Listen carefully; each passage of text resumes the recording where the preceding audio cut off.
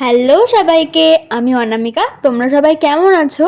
আমরা চলে গেছিলাম শেষ সোমবারে গঙ্গায় প্রথমে স্নান করতে। দেখো ওয়েদারটা জাস্ট দারুণ। গঙ্গায় গেছি আর ডুব দেবো না সেটা তো হতেই পারে না। তো স্নান করে এখন চলে যাচ্ছি, এবার চলে যাব শিব ঠাকুরের মাথায় জল ঢালতে। তো হর হর মহাদেব, চলো যাওয়া যাক।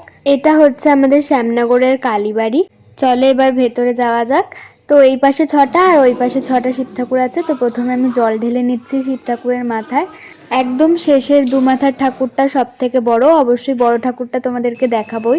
চলো তার আগে আকন্দ ফুলের মালা এবং জুঁই ফুলের মালাটা পরিয়ে নিই। তোমরা কারা কারা এই শ্রাবণ মাসের প্রত্যেকটা সোমবারেই উপোস করো এবং তার আগের দিন সংযম করো, অবশ্যই কমেন্টে জানিও। আর শিব ঠাকুরের ভক্ত কারা কারা তারা অবশ্যই কমেন্টে লিখো হর হর মহাদেব। ঠাকুরকে একটা ফল দিলাম এবং 1 আনা দিতে হয়, তাই 1 টাকা দিলাম। আমি প্রত্যেকটা সোমবারই বাড়িতেই পুজো দিই, বাড়ির শিব ঠাকুরের মাথায় জল ঢালি। শুধু একটা সোমবারই আসি গঙ্গায় এবং প্রত্যেকটা শিবের মাথায় জল ঢালারই চেষ্টা করি এবং ঢালিও। তো এক এক করে মা দিদিও জল ঢেলে নিল। এটা হচ্ছে আমাদের সব থেকে বড় শিব ঠাকুর। তো লাস্টে সবাই মিলে একটু চা খেলাম, চা খেয়ে বাড়ি চলে আসলাম। পার্ট 2 আসছে পরের ভিডিওতে। আমার ভিডিও তোমাদের কেমন লাগলো অবশ্যই জানিও। Okay bye.